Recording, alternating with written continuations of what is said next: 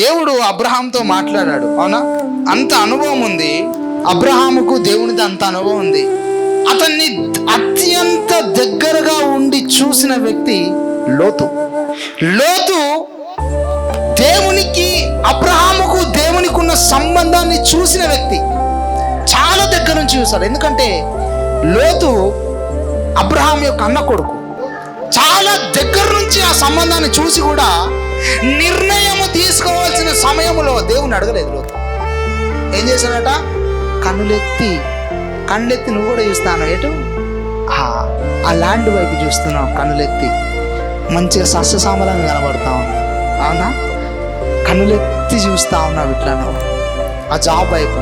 నీకు తెలీదు ఆడిపోతే నువ్వు సర్వం నష్టపోతావు. కనులెత్తి చూస్తా ఉన్నావు ఆ బిజినెస్ వైపు, దాంట్లో మొత్తం లాసే ఉంది. నీకు తెలీదు, నువ్వు వెళ్ళేసి దూకుదాం అనుకుంటున్నావు, ఇక నాకు కోట్లు వస్తాయి.